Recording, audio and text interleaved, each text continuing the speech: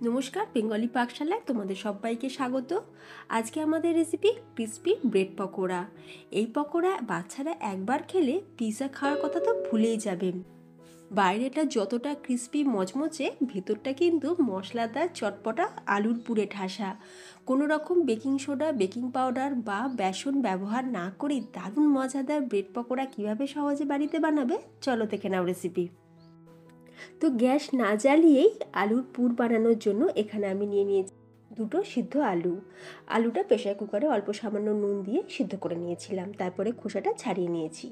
এরপর যখন আলুটা পুরোপুরি ঠান্ডা হয়ে যাবে তখন আমরা আলুটা এইরকম একটা গ্রেটার দিয়ে সুন্দর করে গ্রেট করে নেব। তোমরা চাইলে হাত দিয়ে ভালো করে চটকে মেখে নিতে পারো, তবে সেক্ষেত্রে দেখবে অনেক সময় আলুর মধ্যে দলা লেগে যায়। তাই এইভাবে গ্রেট করে নিলে আলুটা খুব সুন্দরভাবে ম্যাশ হয়।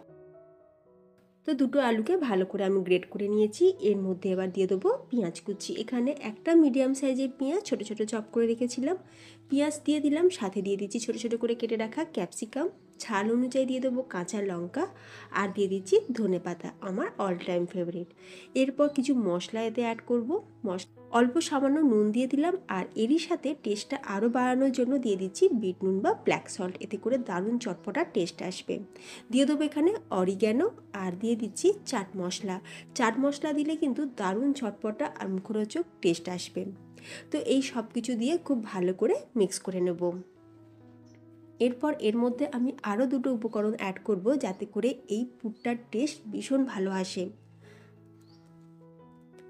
এগুলো দিয়ে ভালো করে মেখে নিয়েছি। এরপর দেখো এর মধ্যে দিয়ে দিচ্ছি 1 প্যাকেট ম্যাগি মশলা, ম্যাগি টেস্ট মেকার যেটা, সেই প্যাকেট 1 প্যাকেট গোটা দিয়ে দিলাম। আর কালারটা যাতে ভালো আসে সেই জন্য একটু কাশ্মীরি লাল লঙ্কার গুঁড়ো অ্যাড করে দিলাম। দিয়ে আরও একবার ভালো করে মিক্স করে নেব। আলুর পুরটা আমাদের রেডি। অন্যদিকে একটা ব্যাটার রেডি করব। তো ব্যাটারের জন্য এখানে আমি নিয়ে নিচ্ছি 1/4 কাপ পরিমাণে ময়দার মধ্যে দিয়ে দেবো চিলি ফ্লেক্স 1 চা চামচ, দিয়ে দিচ্ছি এখানে চপ করে নেওয়া ধনেপাতা অল্প সামান্য একটু নুন দিয়ে দিলাম। এরপর জল দিয়ে একটা পাতলা ব্যাটার আমরা রেডি করব। খুব বেশি কিন্তু গাঢ় করলে হবে না।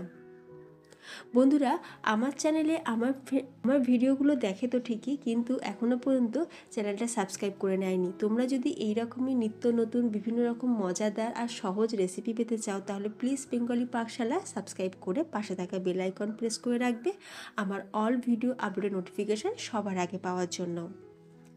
তো দেখো আমাদের এই ব্যাটারটা রেডি হয়ে গেছে। এই রকমের একটু পাতলা ব্যাটার রেডি করে নিতে হবে। অন্যদিকে যেহেতু আমরা ব্রেড পকোড়া বানাবো, তার জন্য আমাদের ব্রেড তো লাগবেই। এখানে আমি স্লাইস ব্রেড নিয়ে নিয়েছি। তো ব্রেডের যে সাইডগুলো, মানে যেগুলো ব্রাউন কালার, তো সেই সাইডগুলো আমি কেটে নিলাম। আর এই কেটে নেওয়া অংশটা কিন্তু আমরা ফেলে দেব না, এগুলোকে মিক্সিতে দিয়ে গুঁড়ো করে নিয়ে তারপর ফ্রাই প্যানেতে একটু সেঁকে রাখলে দেখবে ব্রেড ক্রামে কাজ করবে। পাউরুটির সাইডগুলো আমাদের কাটা হয়ে গেছে।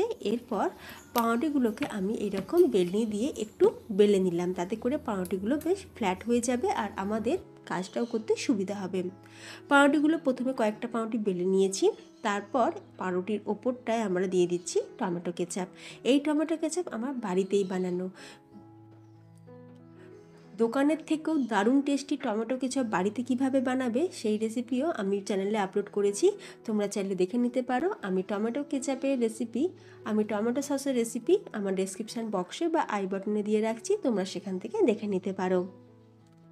একবার টমেটো কেচাপ বা টমেটো সস বানিয়ে সারা বছর কিন্তু সংরক্ষণ করে রাখা যাবে, ফ্রিজ ছাড়াই। তো তোমরা অবশ্যই একবার ভিডিওটা দেখে নিও। এরপর আমরা দিয়ে দিচ্ছি আলুর যে স্টাফিং, সেটাকে খুব ভালো করে দিয়ে দিলাম। আর এখানে দিয়ে দেবো আমরা চিজ। এখানে ছোট যে চিজ কিউব, তো সেই কিউব চিজকে এরকম টুকরো করে কেটে নিয়েছিলাম।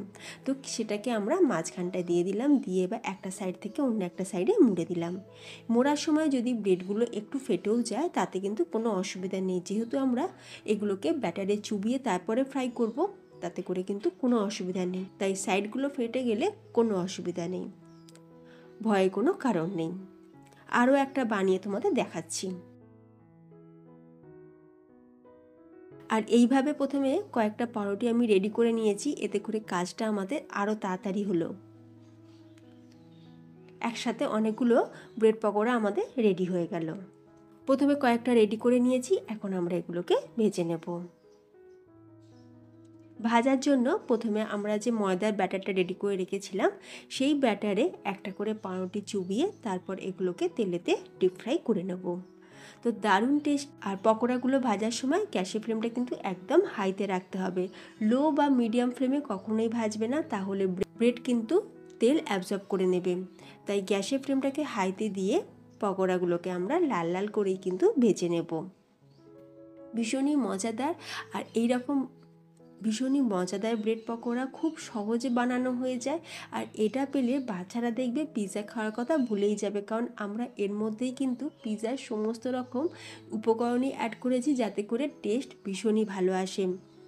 দোকান থেকে আর ব্রেড পকোড়া না কিনে বাড়িতেই ঝটপট করে চিজ ব্রেড পকোড়া তোমরা ইজিলি বানিয়ে নিতে পারো।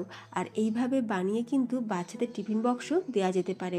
চিজের জায়গা তোমরা কিন্তু পনিরও ব্যবহার করতে পারো, একটা পনিরের কিউব দিয়ে দিতে পারো বা পনিরটাকে গ্রেট করে নিয়েও দিতে পারো। তো ব্রেড পকোড়া আমাদের একদম রেডি। টমেটো কেচাপের সাথে সার্ভ করো, খেতে কিন্তু দারুণ লাগবে। সন্ধ্যের চায়ের সাথে বা বাচ্চাদের টিফিন বক্সে তোমরা কিন্তু এইভাবে বানিয়ে দেখতে পারো, বাচ্চারা তো খুবই পছন্দ করবে। এছাড়াও বড়রাও কিন্তু চেটেপুটে খাবে। তো ফ্রেন্ডস, তোমাদের কেমন লাগলো আজকের এই সহজ পদ্ধতিতে বানানো ব্রেড পকোড়ার রেসিপি অবশ্যই আমাকে কমেন্টে জানিও। আর এখন তো রমজান মাস চলছে, আমার প্রিয় ভাই বোনেদের উদ্দেশ্যে বলছি, এই রকম ব্রেড পকোড়া বানিয়ে খেলে মুখে রুচি আসবে, খেতেও ভীষণ ভালো লাগবে। আর রেসিপিটা দেখে ভালো লাগলে একটা লাইক দিতে ভুলো না, আর এরই সাথে চ্যানেলটা সাবস্ক্রাইব করে পাশে থেকো। তাহলে ফ্রেন্ডস, আজ আসি, দেখা হবে নতুন কোনো রেসিপির সাথে। ভালো থাকবে, সুস্থ থাকবে, ধন্যবাদ।